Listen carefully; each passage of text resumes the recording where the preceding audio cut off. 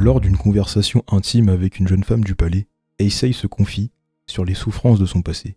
Captif dans l'état ennemi de Zhao durant son enfance, il endura de multiples sévices et humiliations pendant de longues années. Pourtant, alors qu'il se morfondait dans son isolement, il fit la rencontre d'une jeune femme nommée Shika, un événement qui allait changer le cours de son destin. Une guerre acharnée opposant Qin et Zhao pour la prise de contrôle de Shohei dans la région de Jouto plongea les deux nations dans un conflit sanglant. Sous les commandements du général Hakuki pour Qin et du général Renpa pour Zhao, cette confrontation épique s'étira sur une période de 2 longues années. À bout de patience, le roi de Zhao prit la décision de remplacer le commandant de ses armées par un jeune et impétueux général prometteur du nom de Shu Katsu. Cette décision imprudente changea le cours de la guerre de manière inattendue. Malgré son énergie juvénile, le manque d'expérience du général Shukatsu le conduisit à une embuscade orchestrée par l'armée de Qin, qui se solda par sa mort sous les mains du vénérable et illustre général Uki. Cet événement fut suivi par la décision du général Hakuki d'exécuter et d'enterrer vivants les soldats ayant fait défection du côté de Zhao. Cette sinistre bataille de Shohei s'inscrivit de manière indélébile dans les mémoires de Zhao, laissant place à une profonde haine et un ressentiment palpable envers leur bourreau. Quelques mois après cette tragédie, un enfant issu de la famille royale de Qin naquit à Zhao. Il fut nommé d'après le mois de sa naissance, le premier du calendrier, Sei. 9 années s'écoulèrent dans la capitale de Zhao, Kantan, où un plan secret prit forme. Ce plan visait à ramener Sei à Qin, confié pour cette mission à des marchands du marché noir, dirigés par une femme du nom de Shika. Dès le premier regard sur Sei, cette femme eut la révélation de sa sauvagerie et de son tempérament agressif, le voyant comme une créature errante dans la savane. Cependant, le destin réserva de nouveaux défis à Sei. Lors de son voyage, les poursuivants de Zhao les rattrapèrent, mais Shika et ses compagnons se sacrifièrent héroïquement pour lui permettre de poursuivre sa mission.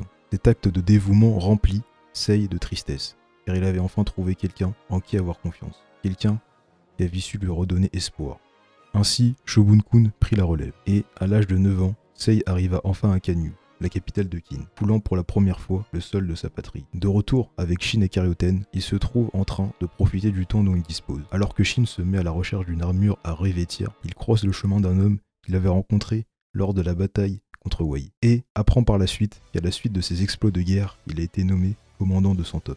En chemin vers sa cabane, il retrouve son compagnon d'armes, le mystérieux Kyokai, dont l'avertissement sur les dangers planant autour du palais de Sei sonne comme un avertissement sinistre. Pendant ce temps, dans les coulisses du palais royal, plusieurs groupes d'assassins se rassemblent, déterminés à éliminer Sei. Shobun-kun prend conscience de cette menace grandissante et renforce la sécurité du palais en conséquence. Alerté par un appel à l'aide pressant, Shin se dirige avec Karyoten vers le palais pour protéger Sei. Éliminant rapidement tous les opposants sur leur chemin, en atteignant la chambre de Sei, les retrouvailles entre Shin et Sei se font sur fond de croisement d'épées.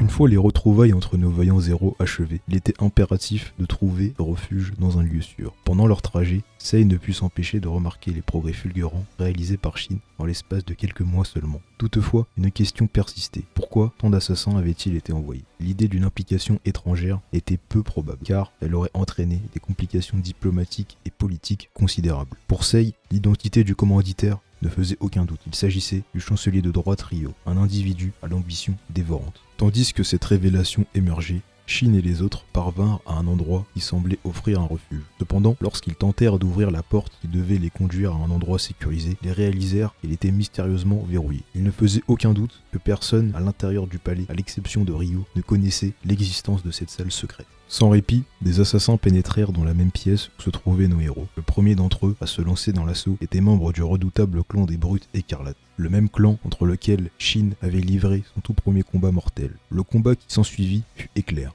Shin tranchant son adversaire en deux d'un geste habile et précis, une démonstration de force qui ne marqua pas de susciter l'admiration de tous les témoins présents. Le second assassin à avancer n'était autre que Kyokai. Il révéla sa véritable affiliation au clan légendaire des Shiyu, déclenchant ainsi un combat titanesque contre Shin. La confrontation qui s'ensuivit fut une bataille d'une puissance inouïe. Les mouvements gracieux de Kyokai évoquant la majesté d'un dragon blanc en plein vol, le duel se poursuivit. Shin résistant héroïquement malgré la domination de Kyokai, renforçant sa prise à chaque coup porté. Cependant, l'entrée en scène du clan Goma interrompit brusquement le combat. Dans le chaos qui s'ensuivit, les membres du clan Goma tuèrent l'un des assassins alliés à un autre clan, soulignant la complexité de la situation. Shin, dans un acte de bravoure, proposa une trêve à Kyokai. Bien qu'il refusât, il élabora un plan. Shin s'engagea alors dans un assaut audacieux, affrontant simultanément tous les assassins dans une charge téméraire. Kyokai reprit son souffle pendant 1 minute, puis reprit le relais. Avec des mouvements d'une grâce magistrale et d'une beauté inégalée, il mena une série d'attaques dévastatrices.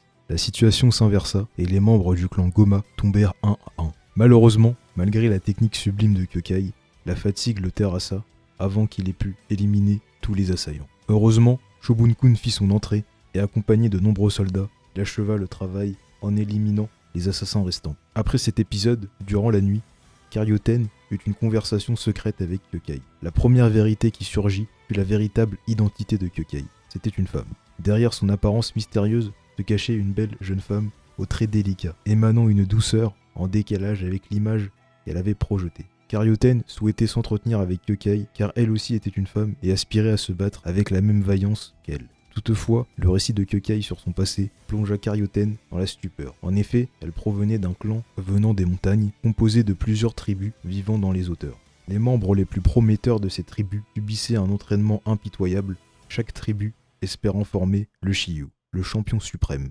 Le rituel du Shiyu exigeait que toutes les tribus qui devaient s'affronter jusqu'à ce qu'une seule demeure. Malheureusement, lors du rituel, Kyokai fut endormi avec de l'encens par Kyosho, sa compagne d'entraînement, considérée par elle-même comme sa petite sœur, annulant ainsi sa participation. Kyosho, incapable de se battre contre Kyokai, avait orchestré cet événement. Durant le rituel, les combattantes unirent leurs forces pour attaquer Kyosho, considérée comme étant la plus forte. Cette manigance fut orchestrée par Ren de la tribu Yu, qui se proclama finalement Shiyu. Kyokai découvrit l'état de sa compagne d'armes, la tête de Kyosho reposant hors de son corps. Un moment qui transforma à jamais Kyokai et la plongea dans une quête vengeresse. Ce passé douloureux suscita de nombreuses questions de la part de Karyoten, qui désirait comprendre et explorer plus en profondeur l'histoire de Kyokai. Au lendemain, une visite surprenante fit apparition au palais royal, en la présence du chancelier de droite, Ryo.